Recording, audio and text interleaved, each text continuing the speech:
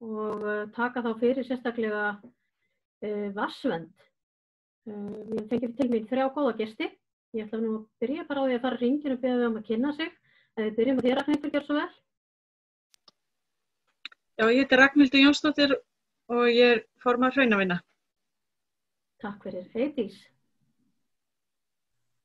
Já, ég heiti Eydís Fransdóttir. Ég stjórnarmaður í Náttúruverndarsamtökum Suðvesturlands og kem þar með að þessu málefni. Takk, og Sigmundur. Já, ég heiti Sigmundur Einarsson, jarðfræðingur og ég stjórnarmaður í Hraunavinum. Takk fyrir það. Þá væri nú bara gott, við viljum tala svolítið um vatnsból höfuðborgarsvæðisins og ég veit að Eydís með fínar myndir.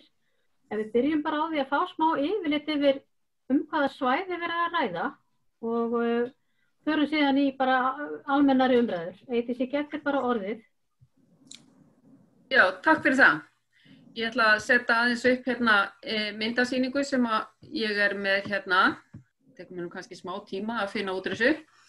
En allavega að þá það þannig að Landsnet áætlar að leggja Litlafellslínu yfir vatnsverndarsvæði alls höfuðborgarsvæðisins.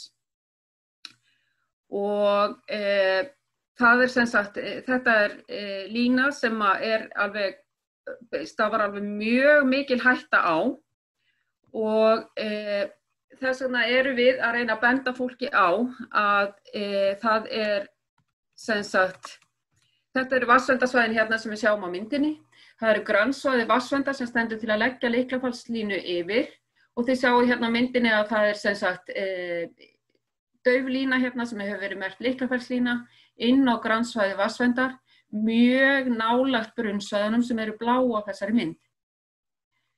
Við teljum að, og sem sagt, það náttúrulega bara engin spurning, það ástæða fyrir því að þessi svæði eru merkt sem vatnsverndarsvæði. Þarna tekið neysluvatn fyrir allt höfuðborgarsvæðisins, 100 til 150.000 manns, sem sagt hálfa þjóðina. Og það að fara að reisa línu á þessu svæði alveg gríðalegt, það var alveg gríðaleg hætta af þessari framkvæmd. Svona framkvæmd hún alltaf kallar á stórvirkar vinnuvélar með olíu og ýmsu öðru sem getur valdið hættu fyrir neysluvatni og það gæti orðið mengunarslys sem bara ekki aftur tekið til lengri tíma.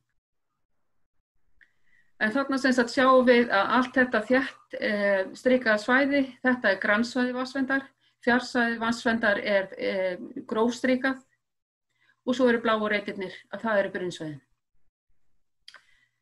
Ef við förum í næstu mynd, þá sjáum við hérna að það eru örvar sem að sýna rennslið.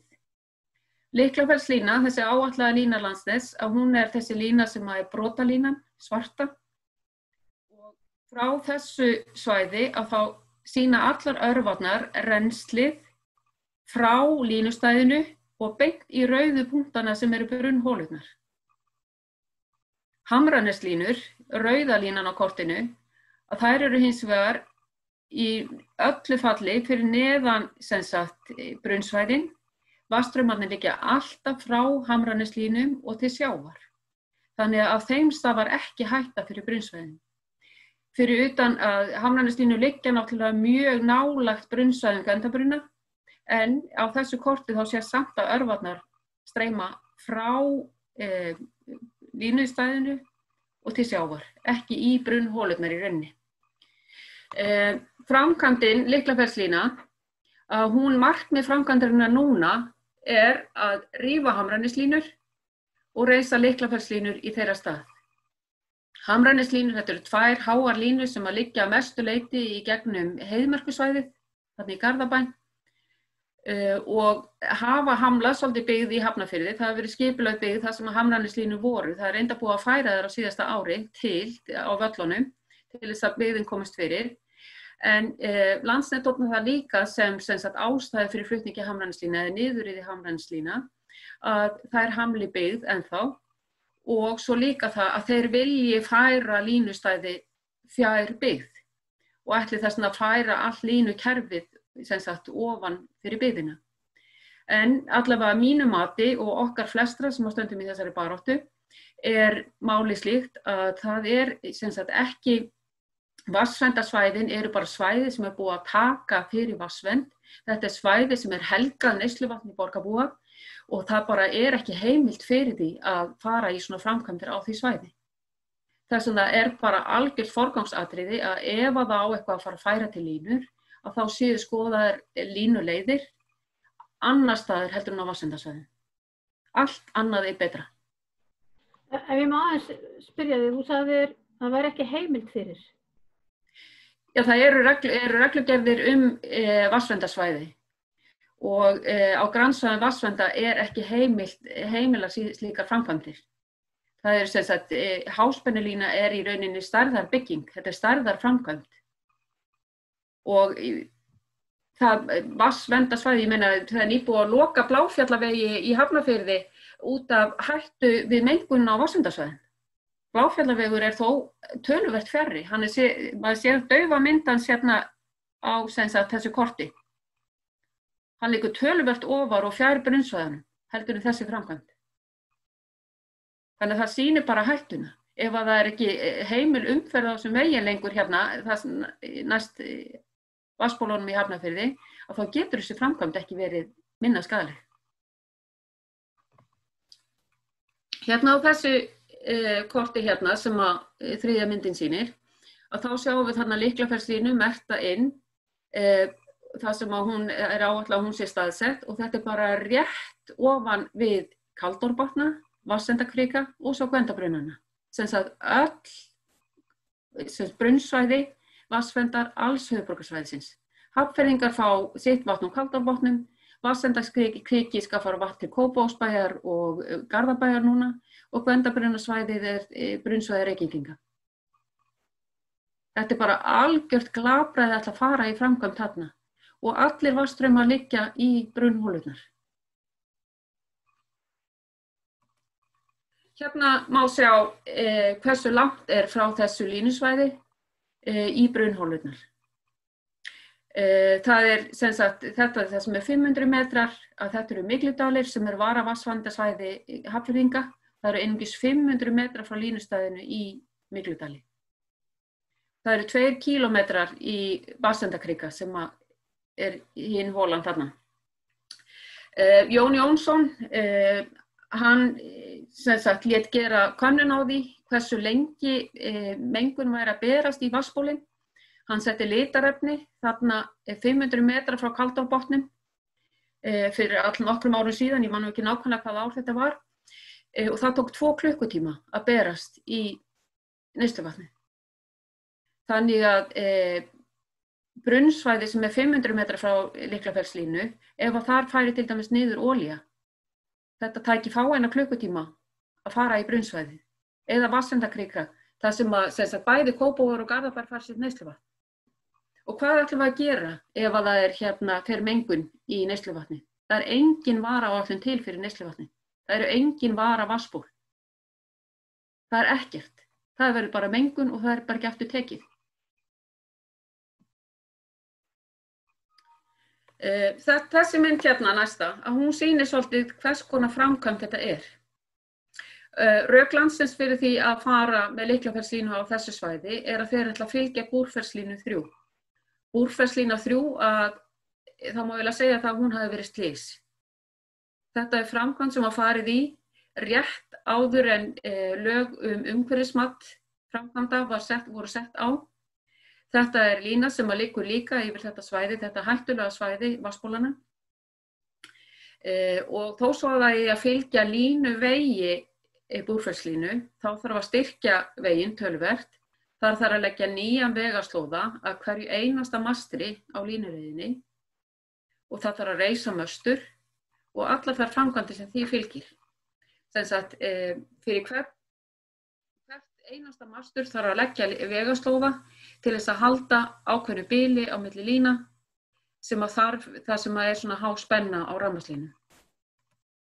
Hérna má sjá til dæmis hvers konar framkvæmd sem sagt eitt svona mastrastæði. Þetta hoggmastur í Búrfellslínu 3. Það alveg gríðarlegt plan sem það þarf að leggja því þarna þarf að koma að vinnuvélum sem geta reist þessi möstur og pluss allar þær festur sem að þarf fyrir mastið. Hérna á þessari mynd sjáum við bara eitt svona venjulegt mastur. Þessi mælikvarði sem er settur upp þarna 50 x 50 metrar sýnir hvers stærðina á mastrastæðinu og svo má sjá þarna til hliðar mosaeyðinguna sem hefur orðið vegna sinkmengunar. Það er eitthvað sem er lítið talað um líka og lítið vitað hversu mikil áhrif sinkmengun getur haft á neysluvatni. En undir þessum mösturum rennur neysluvatn borgarbúa í mjög glúpu hrauni.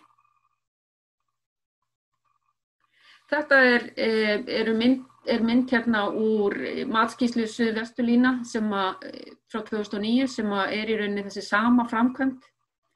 Þarna sýnir hvers konar mastra undirstöður þarf að gera fyrir svona möstur. Það þarf að grafa hólur, það þarf að eða jafnvel brjóta klappir, sprengja klappir. Það þarf að setja svona steyptar undirstöður undir hvert einasta mastur og ef þú ert með M-möstur þá þarf tvær svona undirstöður og þetta eru náttúrulega framkvæmdir sem eru ekki unnar með handafli, þarna þarf stórvirkar vinnuvélar. Til hliðar sjáum við hérna það sem er verið að plæja niður, sem sagt jarðskaut sem þarf líka að vera með öllum slíkum línum.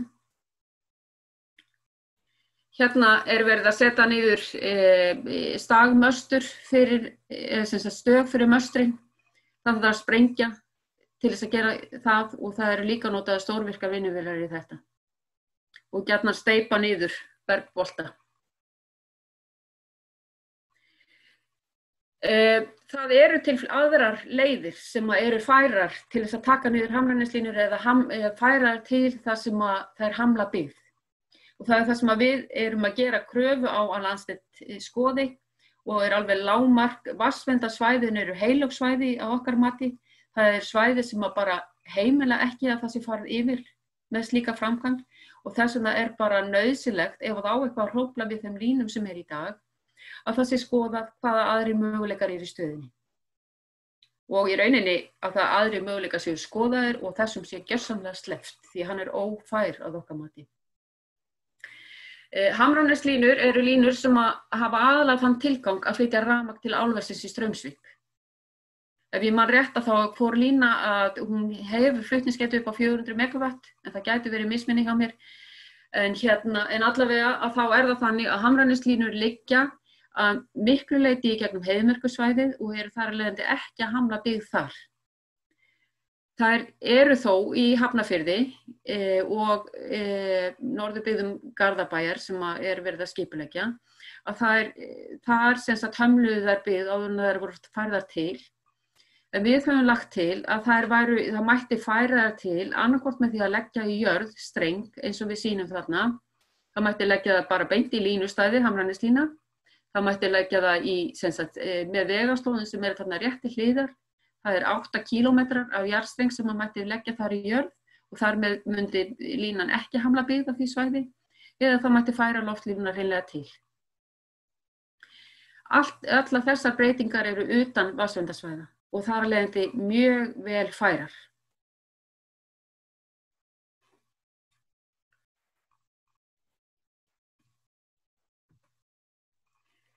Fyrir utan það að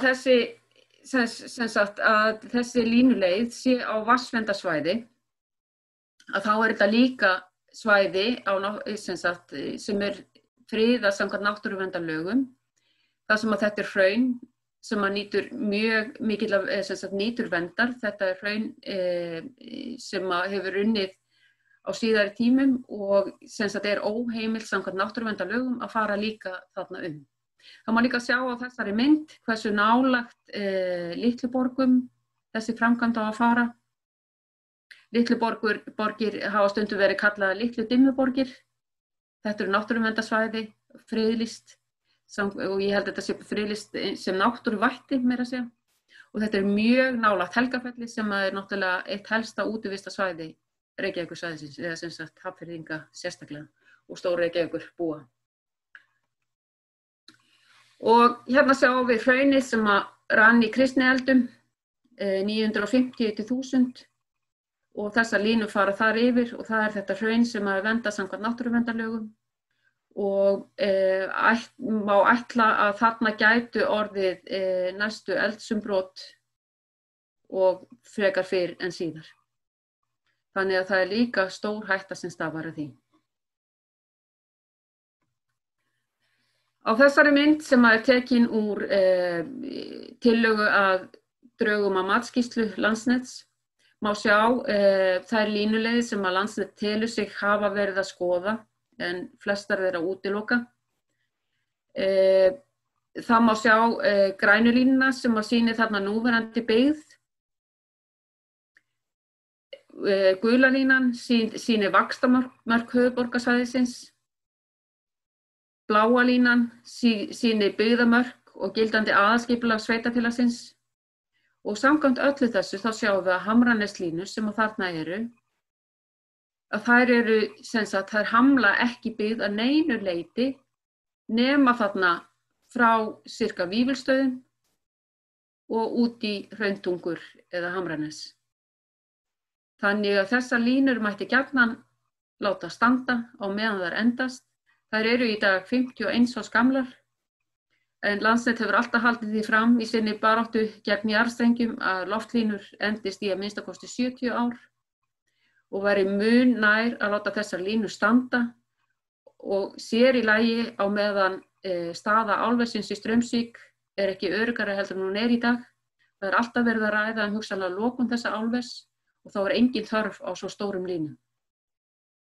Það var mismæli hjá mér að það eru ekki allar línur sýndar á þessu korti sem hafa verið skoðaðar eða Landsnet telur sig hafa skoðað. En þeir telja sig hafa skoðað sem sagt þá möguleika að leggja jarðstreng með vegum innan byggðamarka og svo upp að Norðraholtslínu og með línuveginum þar og út í Hrauntungur eða Hamranes. Þeir telja sig líka hafa skoðað að gera þessar breytingar á Hamraneslínum sem við höfum lagt til og þeir telja sig hafa skoðað að fara með loftlínu ofar í heiðmerkina, ofar í Húsafellsbruna, en það hefur verið tillaga sem að Veitur hafa meðal annars lagt til. Allar þessar tillögur hafa þeir slegið út á borðinu með það að orði að það séu ekki til þess fallnar eða sérstaklega þessar Hamraneslínu breytingar og jarðstrengurinn að það séu til þess fallnar að það komast ekki að markmiðum framkvæmdarinnar að færa línur fjær byggð. Þar að leiðandi eru einungis 2 valkostir sem þeir ætla sér að skoða í matsáætlun. Það er lagningu Liklafelslínu yfir grannsvæði Vatnsvendar sem er þessi kostur sem við höfum verið að fjalla núna. Og svo annar kostur að leggja jarðstreng með Bláfjallavegi sem er það bil 4 kilometra lengri leið og að til þess að ná tilsettu markmiði styrkleika línuna eða flutningsgetu að þá þurfum við að leggja 2-falt strengjasett með Bláfjallavegi sem að þýðir meiri háttar framkvæmd og meiri háttar rask. Fyrir utan að það sá möguleiki væri það mikið kostnaðar hærri að ég held að það væri alveg útilokað að hann yrði nokkuð tíma valinn. Þeir eru sem sagt að bera saman 2 valkosti, annan sem að verður útilokaður bara mjög augljóslega og hinn valkost sem að er á bannsvæði, það er vatnsverndarsvæði höfuðborgarbúa.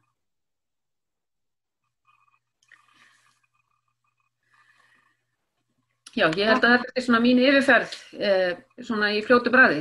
Já, kæra þakki fyrir þetta. Þetta var alveg frábært og flottar myndir. Mér langar þá aðeins Sigmundur kannski biðja þig að koma aðeins inn á þetta og líka hún fór þarna aðeins yfir jarðsvæðið á mynd hjá sér. Hvað er það nákvæmlega sem að ekki bara vatnsbólin heldur bara raskið sjálf? Getur þú sagt þér eitthvað meira en það? Hvað væri að skeið þarna sem það verið að skemma?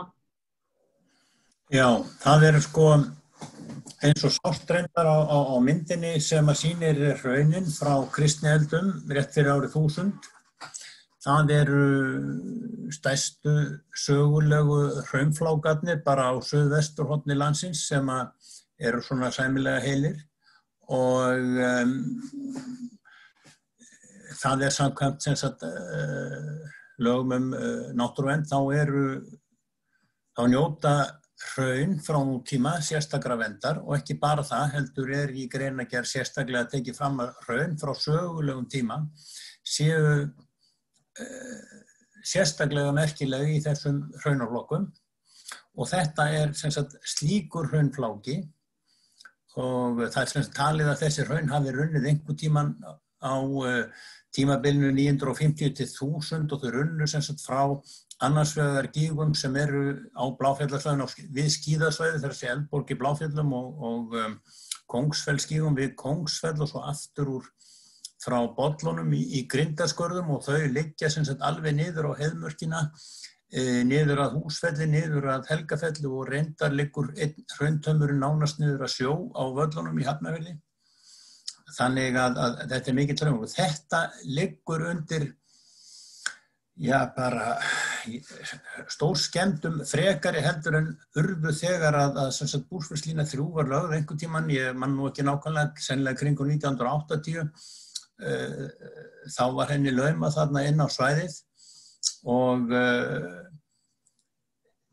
og svo ekki bara það að þetta sé svona hraunasvæði, heldur þetta allt kolsprungið þetta svæði af sprungurein Krýsuvíkureldstöðvarinnar. Og það sprungusvæði sem liggur skáhalt frá suðvestur til norðausturs yfir heiðmörkina og það eru þessar sprungur sem eru eiginlega forsendan fyrir öllum þessum vatnsflaumi sem þarna á ferðinni neðanjarðar. Vatnið streymir ofan úr Bláfjöllum og til norðurs og svona norðvesturs og skellur síðan á sprungureinin og safnast fyrir í sprungunum.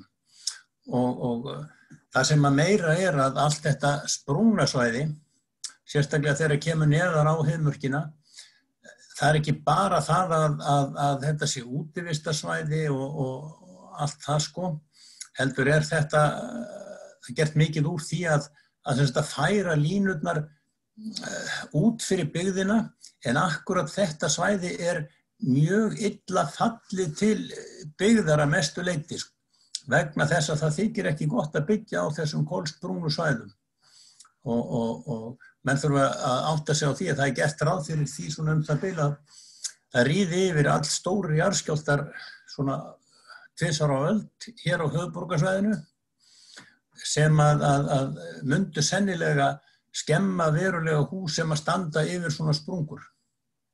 Og það gerðist síðast rétt fyrir 1970 og þar á undan einhvern tímann á 3. áratug síðustu aldar og skjálftar af þessu tagi eiga upptök einhvers staðar sögur í Bláfjöllum. En svo má ekki gleyma því líka, það ekki bara þessi eina sprungurein því að eins og Eydís var að segja frá áðan, þá hafa menn hugmyndir að leggja jarðstrenginn meðfram Bláfjallavegi, en Bláfjallavegur frá Suðurlandsvegi og upp í Bláfjöll, hann liggur bara nánast í næstu sprungurein fyrir ofan, þar að segja Brennisteinsfjallasprungurein, og það svæði líka kolsprungið, það ekkert verið að fara upp á eitthvað betra svæði, þetta ekki bara hraunasvæði, þetta líka kolsprungið alveg eins og hitt. Þannig að eina vitræna lausnin á þessum vanda sem að Landsnet telur liggja fyrir varðandi legu þessara Hamraneslína, hann að hnika til línunum þannig að þær verði fyrir ofan og utan byggðina en fyrir norðan vatnsverndarsvæðin. Og þessu virðist ekki vera nokkuð leið að koma þessu inn í hausinn á stjórnendum Landsnets, því miður. Já, takk fyrir það, Sigmundur. Ragnhildur, ef ég fæ þig til að koma inn í þetta líka og nú erum við að tala að hraunið ekki bara þetta ekki bara útivistarsvæði eins og Sigmundur kom inn á, heldur líka þetta mjög mikilvægt bara kerfi fyrir vatnakerfi sem þetta í kring. En þið hraunavinir, hvernig hafið þið verið að taka á þessu? Hvað hafið þið verið að segja við Landsnet í sambandi við hraunið þetta í kring? Við höfum alltaf verið þrjú að mestu leyti hérna, Eydís og Sigmundur og ég og við farið og hitt borgar og bæjar fulltrúa allra sveitafélagana á höfuðborgarsvæðinu held ég og þingnefndir og reyna að útskýra það sem ég hélt í upphafi að þyrfti bara eina setningu að þetta hættulegt fyrir öll vatnsból höfuðborgarsvæðisins og varavatnsbólin og ef það fyrir ein stór vinnuvél á hliðina þá getur við verið vatnslaus. Ég hélt að þyrfti bara ekki einu sinni að segja meir. En þetta bara aðalatrið. Auðvitað þetta hraun dásamlega fallegt og úfið og svona eins og við sjáum Ísland fyrir okkur. En mér finnst aðalatrið bara, maður bara leggur ekki vatnsbólinn í hættu. Það bara einfalt. Nei, nú erum við mikið við erum búin að vera að tala mikið fæðuöryggi. Já. Og þá finnst maður ótrúlegt að við skulum ekki taka vatnsbólinn okkar inn í þá umræðu. Þetta bara grunnatriði fyrir byggð á þessu svæði landsins. Ef það hvergi annars staðar vatn, ég veit ekki eins og hvað við ætlum að gera. Það ekki með auðvelt að hreinsa vinnuvéla olíu úr vatnsbólum úr þessu gljúpa hrauni og eins og Sigmundur var að tala um þessi sprunga þarna undir, það liggja saman, það sprunga undir þessu öllu saman. Þannig að ef olían færi niður á einu stað með einhverjum mjög óheppilegu stað gæti smitast yfir í öll vatnsbólin þess vegna. Þannig að það ekki, já. En ef ég bara, þið megið nú alveg ráða hver svarar, það sem ég skil ekki, og þið greinir það kannski ekki heldur, að þessi umræða við Landsnet, hún virðist ekki ná lengra heldur en það, þeir bjóða bara upp á þessa 2 kosti og annar svo dýr að það verður aldrei valinn og þessi kostur sem að þeir vilja endilega fara í, hann heldur ekkit endilega neitt rosalega góður. Það búið að bjóða upp á fleiri möguleika sem að bara koma mjög vel út. Hvað það sem þeir setja svona mikið fyrir sig? Og kannski Eydís myndi svara því. Hvað það eiginlega sem að þeir halda svona fast í? Já, ég held að aðalmálið sé það að þessi framkvæmd Lyklafellslínu, hún hét áður Sandskeiðslína 1 og var partur af Suðurnesjalínum, Suðvesturlínum sem að voru, sem sagt, fóru í umhverfismat 2009, umhverfismati lauk þá. Þetta voru línur sem að tilstóð að myndu flytja rafmagn til Suðurnesja, meðal annars til álvers í Helguvíkur og annarra stórframkvæmda eða stórverksmiðja sem átt að vera þar, hugsanlega álvers á Keilisnesi líka. Og svo voru miklar væntingar orkuframleiðslu á Suðurnesjum frá háhitasvæðunum sem hafa ekki skilað tilætluðum væntingum eða ekki uppfyllt væntingar. Þannig að þessi lína átti að vera margfalt stærri heldur hún á að vera í dag. Þar með var búið að umhverfismeta þessa framkvæmd, Skipulagsstofnun búin að samþykkja hana og allt slíkt, nema hvað að það voru þættir á þessari línu framkvæmd Suðvesturlína, sérstaklega þá í sambandi við Suðurnesjalínu 2 sem að fóru fyrir Hæstarétt, fóru fyrir dómstóla hvert málið af öðru.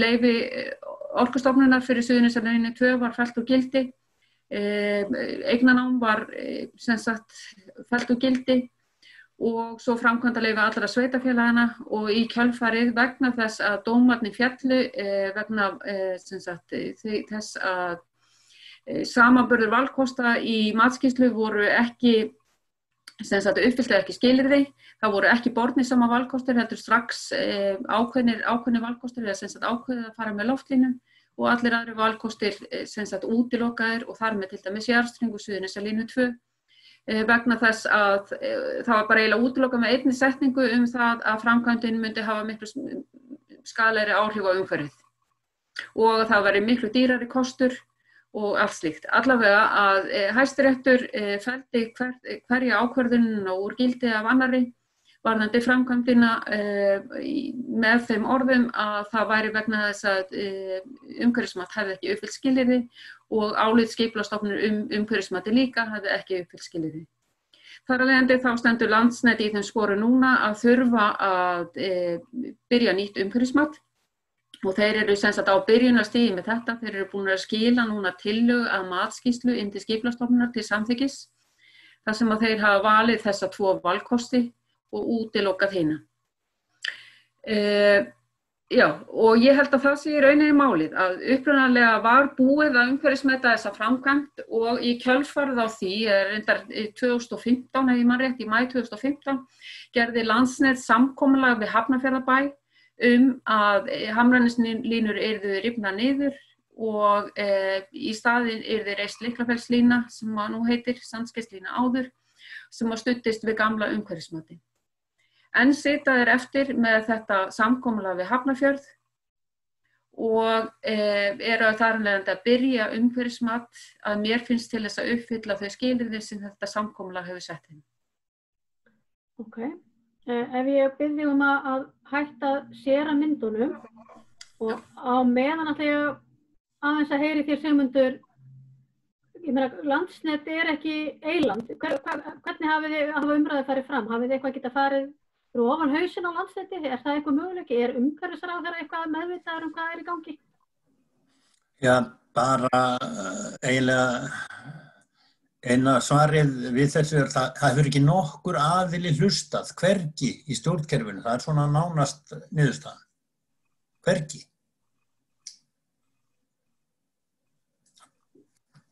Vindmyllur. Hvað segirðu? Ég var að spája hvað hún Ragnhildur hefði, hvort hún geti komið inn í þetta líka. Já, byrja. Já, hvað sagðirðu með vindmyllur? Ég segi, þetta bara eins og að berjast við vindmyllur? Já, þetta eins og að berjast við vindmyllur, það það. Við erum búin að senda hverja athugasemdirnar á fætur annari út af þessu sem þið hafa verið að skipuleggja og bera á borð. Eins og Eydís var að tala áðan, það aldrei einhvern veginn.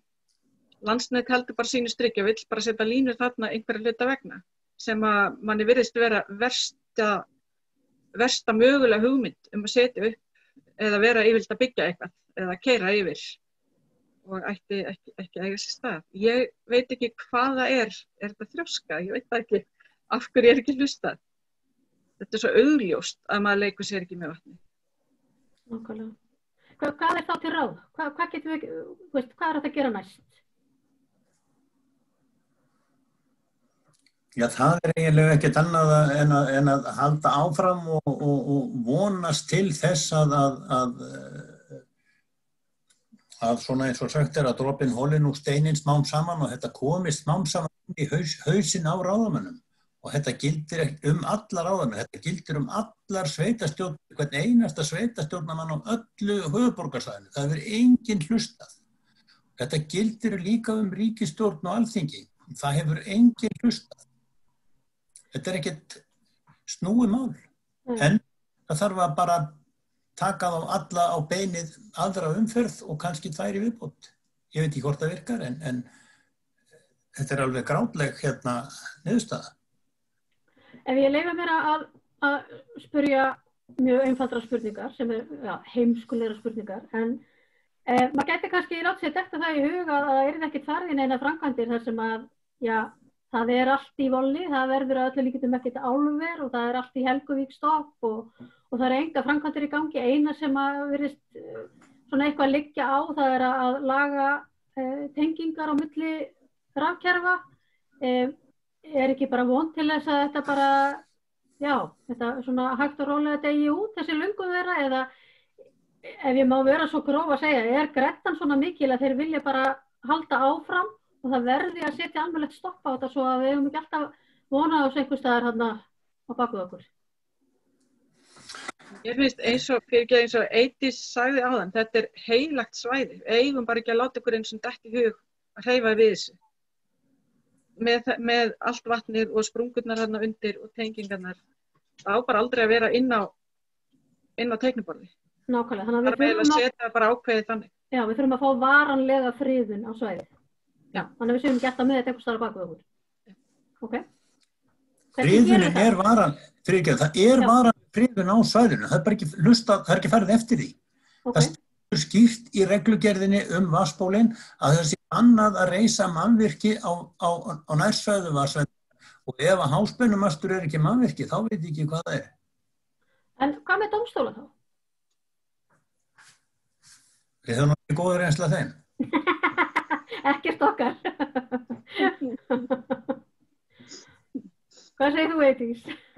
Hver eru næstu skref? Já, við sem sagt erum að fara á stað enn eina ferðinni í að reyna að fá áheyrn stjórnmálamanna, bæjarstjórnarfólk sem að tekur ákvarðanir slíkar framkvæmdir og gera þeim ljóst hvað í vændum. Ef að þessi framkvæmd verður að veruleika, að hvað gæti orðið þá? Þannig að það er svona það sem næst í stöðunni hjá okkur. Við erum að vonast til þess að fólk vakni. Fólk athugi það að þetta framkvæmd sem ekki heimilið. Það á ekki einu svona láta sér þetta í hug að fara út í þessa framkvæmd á þessu svæði. Og það bara nauðsynlegt að það séu farnar aðrar leiðir eða þarf að finna einhverjar nýja leið fyrir þær línur sem í dag, eins og hamrænislínur. Ég eiginlega vil vitna í orð Bjarna Bjarnasonar, forstjóra Orkuveitu Reykjavíkur, sem hafði orði í viðtali að það væri fjárfestingar í línuframkvæmdum og það væri verið að byggja línur langt umfram þörf og ég held að þetta sé dæmigerð framkvæmd sem þarf ekki að fara í. Það hægt að fara í miklu minni, ódýrari breytingar sem eru þar af leiðandi þjóðhagslega miklu betri. Þetta offjárfesting og á svæði sem bara bannsvæði. Hverju fleiri sem vilja koma með loka orð? Mér finnst nú megi bæta við þetta að meðal þess sem kemur fram í rökstuðningi Landsnets að línurnar séu afskrifaðar. Það segir ekkert að þær séu ónýtar. Og það eiginlega algjörlega með ólíkindum að á tímum þegar menn eru að tala að það sé offjárfesting, þegar einn forstjórinn talar að það sé offjárfesting í dreifikerfi Landsnets, þá skuli menn láta sér bara dett í hug að það sé í lagi að rífa línu bara því að hún afskrifuð. Það ekkert að hún sé ónýt eða neitt svoleiðis, hún bara afskrifuð. Hún búin að skila sínu, en það má ekki vera hreinn hagnaður af henni í nokkur áratugi viðbót. En skrýtum að hérna kannski að einmitt að peningarnir spiluðu stóra rullu. Já.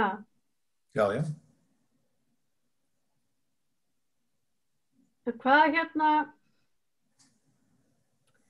nú ég bara að spá í þetta reglugerð. Þetta ekki, eitthvað meira sem væri hægt að herja á að þeir sem búa til lögin geri, heldur en að ég meina þetta umhverfi lagana og umhverfi reglugerða sem að við þurfum nú að hreyfast þarna í. Eitthvað sem hægt að breyta þar, hafið þið tekið eftir því? Það væri gott að það væri farið eftir þeim. Fyrir það fyrsta. Já. Það má ekki gleyma því að það búið að samþykkja umhverfismat einu sinni þarna yfir svæðið á þessari línu og það er gert með því að brjóta alla reglugerðir. Okay. Og það skipulagsstofnun og ég veit ekki hvort að hún hefur nokkuð batnað. Nei, svo það líka svolítið skrítið að það eins og suma framkvæmdir eins og framkvæmdir Landsnets séu bara æðri lögum. Það má alltaf fara yfir svæði sem friðað samkvæmt náttúruverndarlögum. Það virðist ekki hamla neitt. Það má fara yfir grannsvæði vatnsverndar sem friðað með reglugerð vegna neyslu vatns. Og það er bara eins og að það séu engin lög eða reglur sem hindra það. Þeir bara að taka ákvarðanir að þeir ætla að gera eitthvað ákveðið og svo bara vaða þeirra stað. Og það bara telja fólki trúum að það sé engin annar kostur í stöðunni. Það er bara ekki þannig að rafmagnslínur og flutningur á rafmagni til stóriðju séu endilega það sem er mikilvægast í þessu landi. Það bara getur ekki verið. Ef að helmingur þjóðarinnar fær ekki vatn að drekka, er það ekki aðeins mikilvægara heldur en rafmagn til stóriðju? Nákvæmlega. Það bara spyr. Já, maður hefði haldið það. Og þið eru bara þá að halda áfram í baráttunni. Takk fyrir það, segi ég nú bara. Og eru við þá að fara hvenær er næsti fundur? Við erum að skrifa og undirbúa okkur og erum kannski dálítið þrjósk eða við allavega ætlum ekki að gefast upp. Er ekki hægt að vita svona hlut og láta eiga sig. Það er bara ábyrgð og við tökum hana og höldum þessu bara fram. hitta fólkið, þessar stjórnmálamenn og skipulagsnefndir út all höfuðborgarsvæði aftur, senda á þau aftur.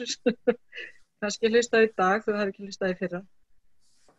Nú langar mig aðeins að heyra ykkur kannski að lokum, sko, nú býr ég í Hafnarfirði og hvað get ég mögulega gert og hvað getur almenningur gert?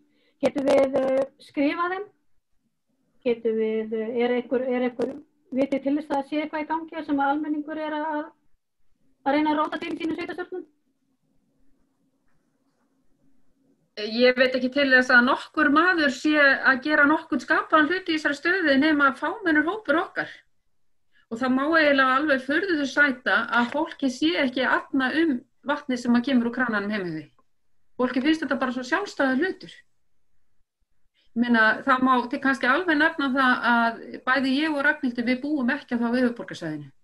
Við erum samt af því að við erum meðvitaðir þessa stöðu mála og þessa hættu sem að höfuðborgarsvæðinu steðjar, og þá erum við að reyna að vekja athygli á málinu. Við fáum hins vegar okkar ferskvatn einhvers staðar hérna, ég bara í brunni hérna fyrir utan húsi hjá mér.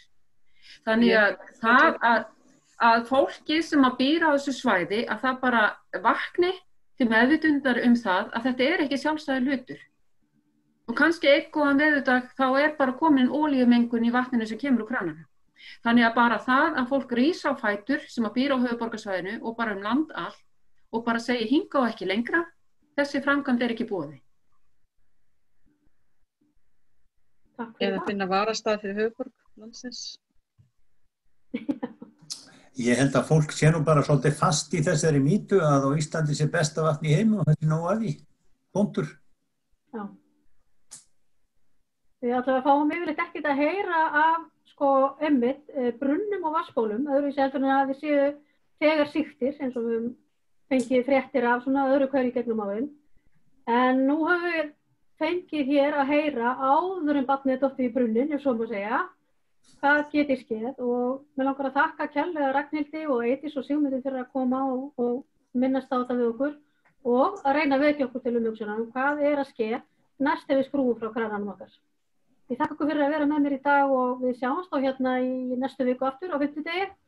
Þetta er þátturinn Kona með höfuð og samstöðinni og við sjáumst bara síðar. Takk fyrir í dag. Takk fyrir. Takk.